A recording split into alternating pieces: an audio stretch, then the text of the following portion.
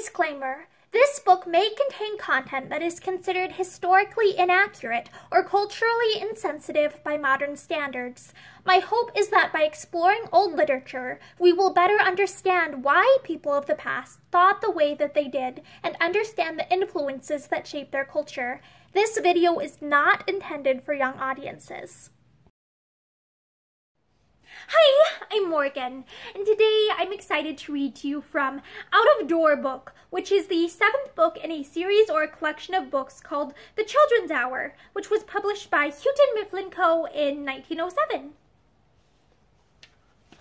The Risks of a Fireman's Life by Charles T. Hill.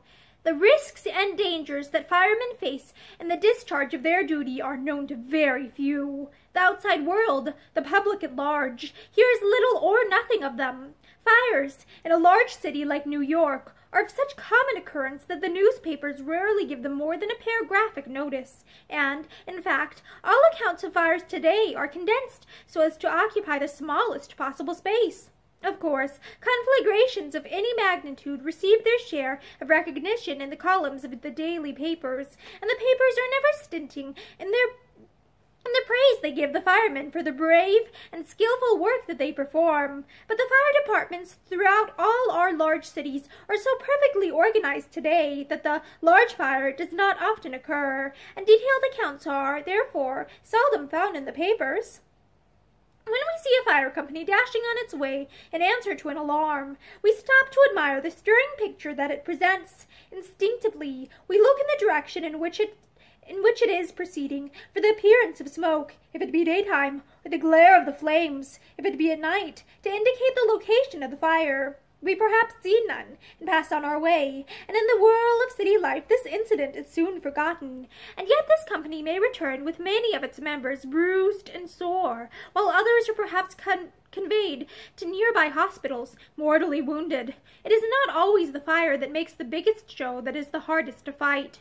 The fire that goes roaring through the roof of a building, lighting up the city for miles around, is sometimes much more easily subdued than the dull, smoky cellar or subcellar fire that forces the men to face the severest kind of punishment, the effects of which are felt for weeks afterward before it is controlled.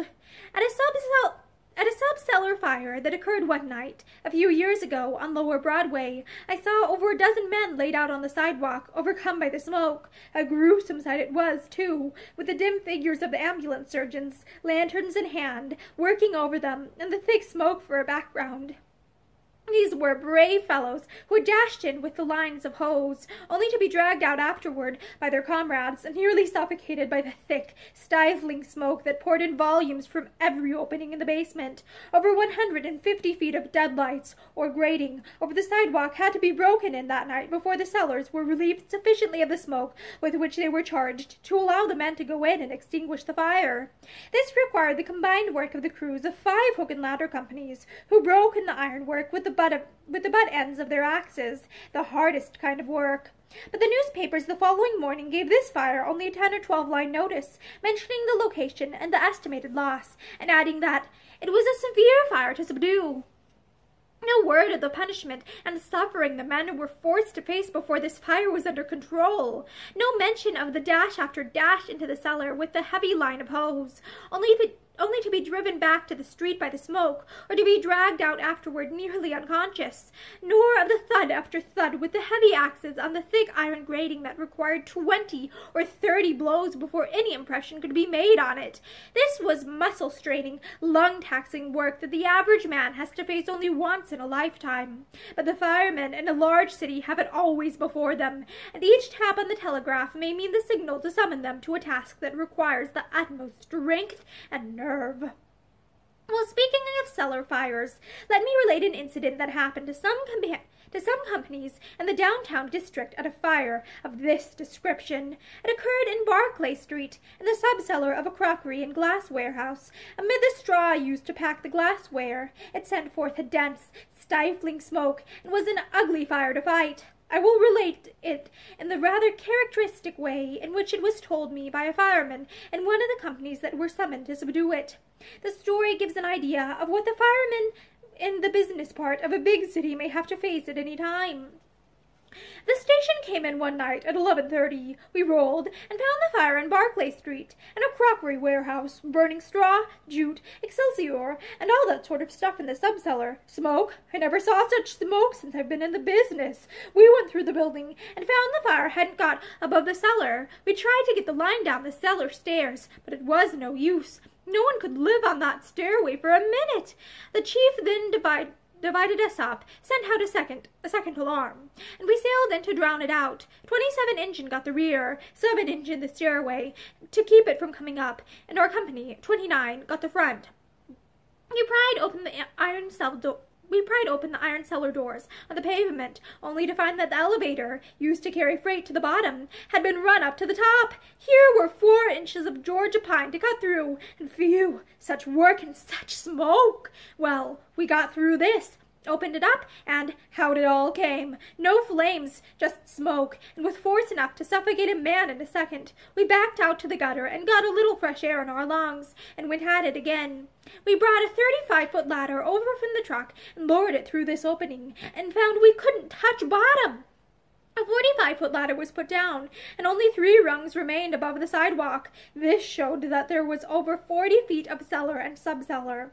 And down in this place we had to go with a line. Well, the sooner we got at it, the sooner it was over. So, shifting the line over the top rung of the ladder so it wouldn't get caught, down we started. It was only 40 feet, but I can tell you it seemed like 340 before we got to the bottom. Of course, when we got there it wasn't so bad. The smoke lifted and gave us a corner in the cellar shaft where we could work, and we soon drove the fire away to the rear and out. But going down, we got a dose of smoke we'll all remember to our last days. The company working in the rear fared even worse than the other. They had to descend into a narrow court only 4 feet wide, about 25 feet long, the width of the building, and 40 feet deep, merely a shaft to give light and air to the cellar and sub-cellar. When the company in the front got to work, they drove the fire to the rear with such violence that this company was compelled to ascend rapidly to the street floor to save their lives. Next to a dangerous cellar fire, nothing is more dreaded by the men than what is known in their own language as the backdraft. This is a sudden veering of the flames, usually caused by the burning away of some portion of the building that gives the fire a new draft and changes its course completely. The firemen arrive and find the whole second or third floor of a building in flames. Axes in hand, they smash open the doors, and with the hose dash up the stairway. This is all a fire, and the flames are rolling above like a red pall. With the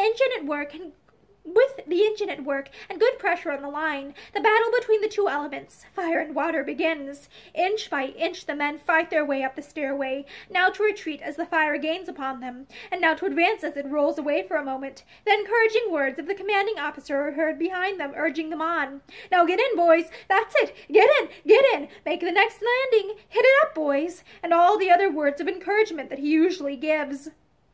They finally reach the landing. They are on the floor with the fire. It rolls away from them. They drive it farther back. Encouraged by their seeming victory, they drag up more of the heavy hose to make a final dash at it, when suddenly something falls in at the rear of the fire and gives it renewed draft. It rolls toward them, an impenetrable wall of fire, the deadly backdraft. Their only chance of escape is to throw themselves upon their faces and hope that it may roll over them, or to hurl themselves down the stairs up which they have so gallantly fought their way. Better a broken leg or arm than death by roasting, and the water of 50 engines could never stay the progress of that awful wave of flame. Many a brave fellow has lost his life in this manner, and very often all the members of a company return with their eyebrows, hair, and beard singed off, bearing evidence that they have been catched, as they express it, by a less terrible form of this deadly draught. Another kind of backdraft that is greatly dreaded takes the form of an explosion, and is usually met with in fires in storage houses and large warehouses that have been closed up tight for some time. A fire breaks out in such a building and, as a rule, has been smoldering for some time before it is discovered. The firemen are summoned, and, raising a ladder, they pry open an iron shutter or break in a door to get at the fire. The combustion going on within the building has generated a gas, and the moment the air gets to this, through the breaking open of the door or window, the mixture ignites, an explosion follows, and a portion or the whole of the front of the building is destroyed. Several accidents of this kind have occurred in New York, one in a storage warehouse in West 39th Street a few years ago, when the whole front was blown out, hurling the firemen from the ladders and severely injuring a large number.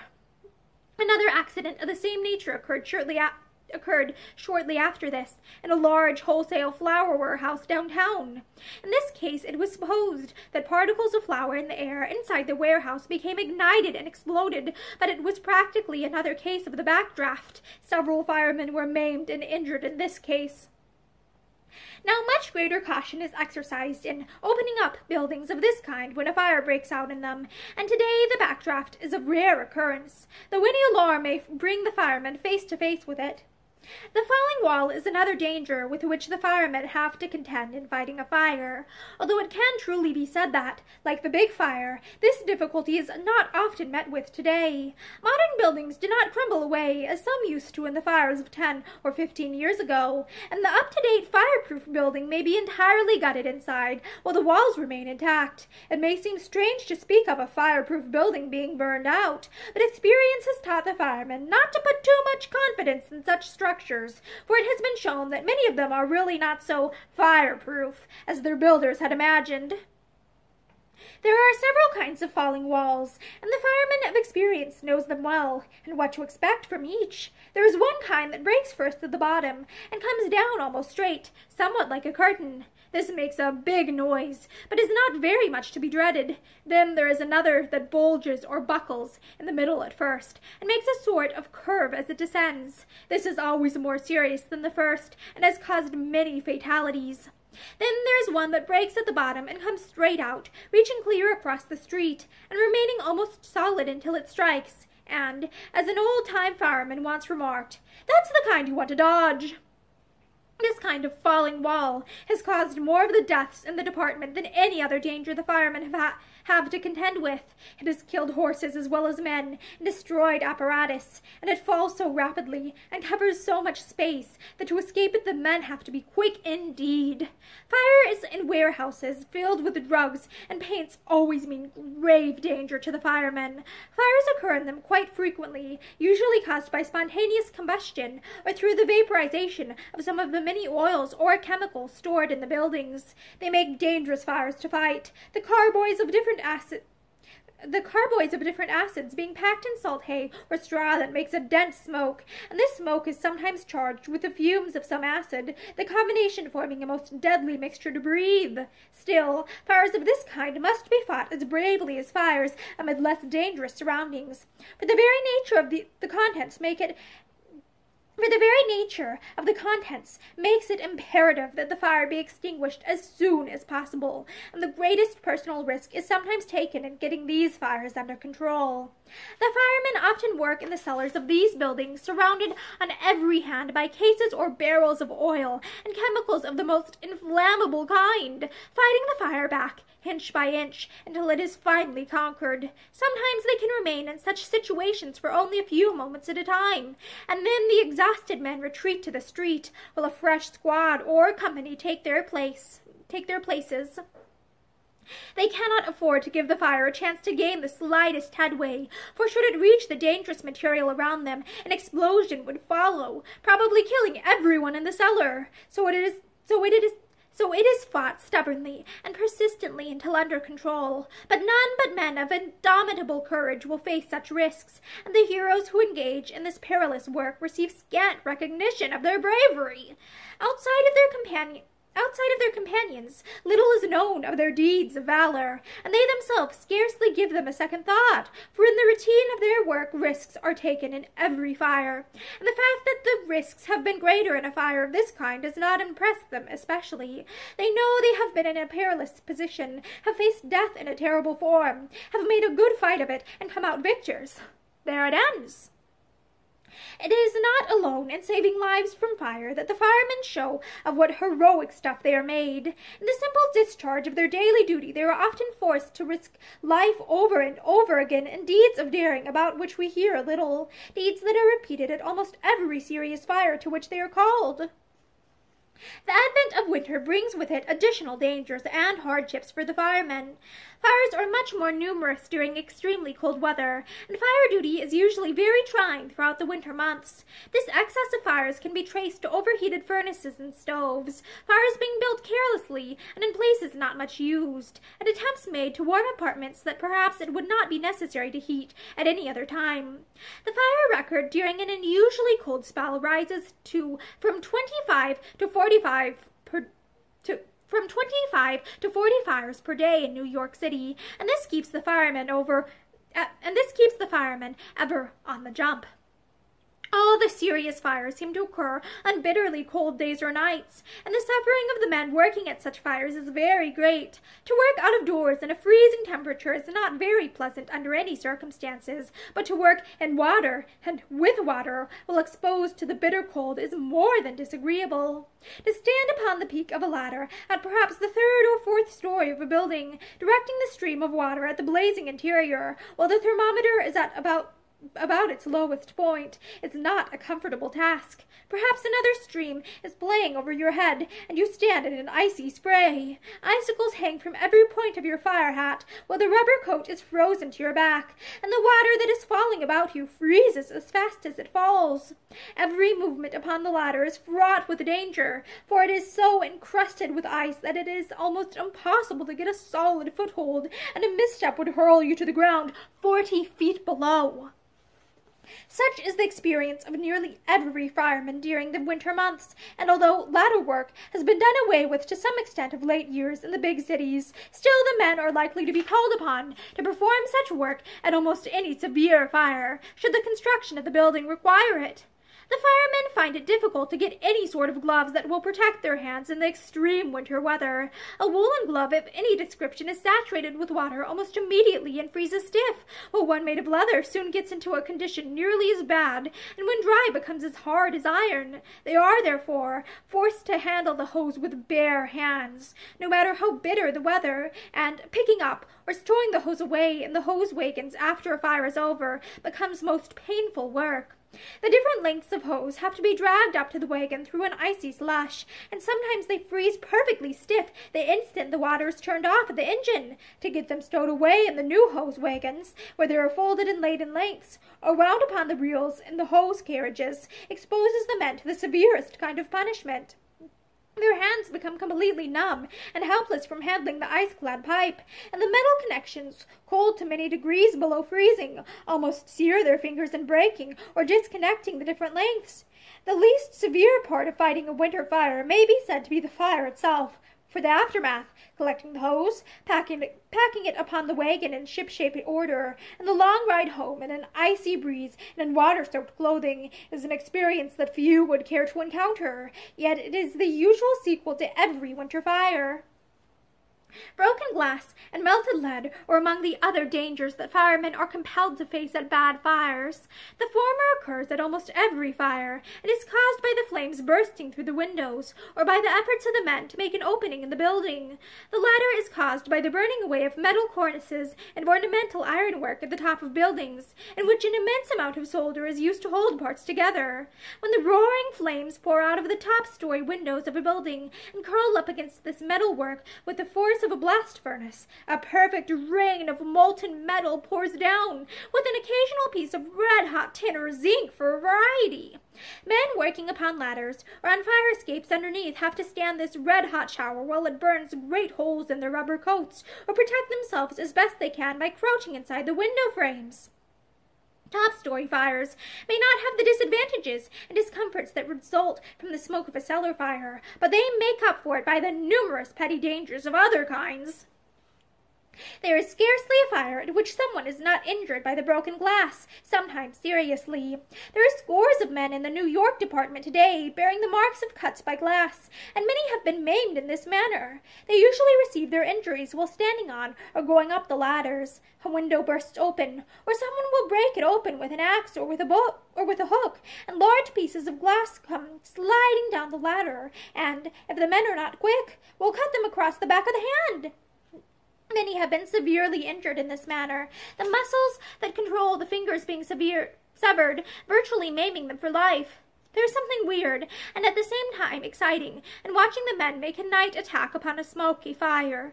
The hoarse shouts and commands of the officers are heard, while the dim figures of the men, some carrying lanterns, others dragging the lines of hose into position, dash in and out. Within can be heard the dull chung of the heavy axe making an opening through some door or partition that keeps the men from the seat of the fire.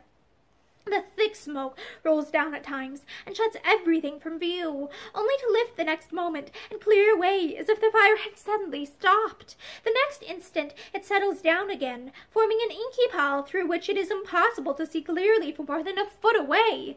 In the midst of this there comes a crash from above, and a perfect avalanche of glass descends. A window has been broken by the heat, or by men within to give themselves air. Those working beneath who are unable to escape this shower stand perfectly still with their hands drawn closely to their sides, while pieces rattle around them.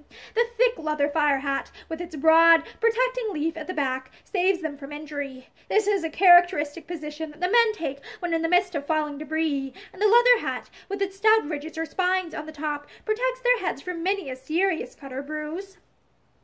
When entering a strange building filled with smoke, the officer's first thought, and the men's as well, is how to escape should anything happen while they are working within. More correctly speaking, this is a supposed rule, not written down, that is observed by the men for their own protection. But in the excitement and hurry of making an attack upon a fire, it is seldom regarded, and men often find themselves lost in a building, groping about, searching for some way of escape, while the smoke gets so thick that their lanterns are extinguished. Their only hope in this case is to find the lines of hose that has been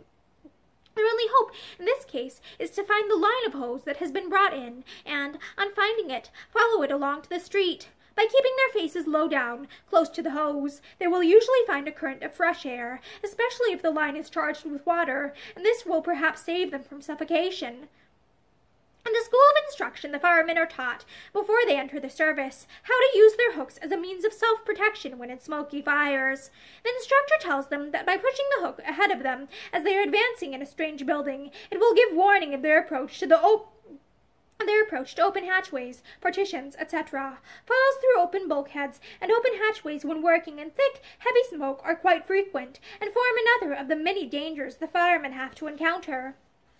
To move about quickly and with safety in the dark through a building that one is thoroughly acquainted with is difficult enough, but when we combine a heavy smoke with the darkness, and imagine a fireman to be in a building that he knows nothing about, it can be seen that the task of the exploring fireman is anything but an easy one. Falls from roofs and extensions of buildings occur frequently, and form another menace of the calling. When walking on slippery roofs, sometimes covered with ice and snow, getting the lines of hose into position, or raising ladders to get at taller buildings, the firemen work under great difficulties, and it is remarkable that there are not more accidents than do occur. The water that they are using only adds to the dangerous condition of the roofs, sometimes forming a sheet of ice in cold weather, and as everything is done in a hurry, the escapes that they sometimes have are little short of miraculous. Though their life is full of uncertainties and risks, the firemen find their own amusement and pleasure in the very dangers that they have to face. There is scarcely a serious fire that does not have a humorous side to it, and they often laugh and joke afterward at the discomforts and trials that they have just gone through, or if not at their own, then at those of some fellow member who has been in a particularly disagreeable position. An incident that happened at a large cotton fire in the lower part of New York some years ago had its comic side, and was the means of the firemen discovering the main body of the fire, which for some time they had been endeavoring in vain to locate. The smoke was pouring out of nearly every part of the building, and although several entrances had been made, it had been impossible to find the seat of the fire. The chief in charge ordered some windows on the third floor to be opened up, and a ladder was accordingly raised, and a fireman ascended. With the aid of a hook, he pried open the iron shutters, and, lamp in hand, stepped in and disappeared. His companion upon the ladder, wondering why he had so suddenly vanished from sight, peered in, and found that he had stepped into the elevator shaft, which was directly under this window, and had fallen through to the basement. Hastily descending, he alarmed the others, and forcing an entrance, they made their way to the cellar. Here they found their comrade in a sitting position upon a bale of cotton, partly stunned and dazed from the shock of the fall. but otherwise uninjured. In his hand he still held the wire handle of his lamp, all that remained of it, while in front of him, farther in the basement, blazing merrily, was the fire they had been endeavoring to find. His fall had led him directly to it, and afterward examining the hatchway, or shaft, through which he had fallen, they found that it had bars running diagonally across at each floor, and in some marvelous way he had escaped each one on his downward flight. In relating his experience afterward, he seemed to think his fall an especially good joke, and that it was particularly funny his not getting a bump from the crossbars on his way down, though I must confess I could not see anything so very amusing in falling 4 floors through a burning building and bringing up right in the heart of a fire. Considering the exposure that men in this business have to endure, jumping out of a warm bed on a bitter cold night Considering the exposure that men in this business have to endure, jumping out of a warm bed on a bitter cold night to answer an alarm, tearing through the streets in the face of a biting wind, bareheaded and coatless, finishing their dressings as they dash along, working in water-soaked clothing in a freezing temperature, and having many hours of exhausting work at a time. Considering all these, the mortality among the firemen is very light. They are usually of strong build physically, and able to stand exposures that would kill the ordinary man in private life 2 or 3 times over, if such a thing were possible. As a rule, they are fond of their calling, and the true fireman is as enthusiastic about his work, and as full of spirit in executing it, as the soldier or sailor. The very dangers and uncertainties of which his life is so full add a kind of fascinating interest to it, and he is always ready for the unexpected, which usually happens. And that is the end of The Risks of a Fireman's Life by Charles T. Hill. Thank you for listening to this story with me, and I hope that you're having a great day. Bye!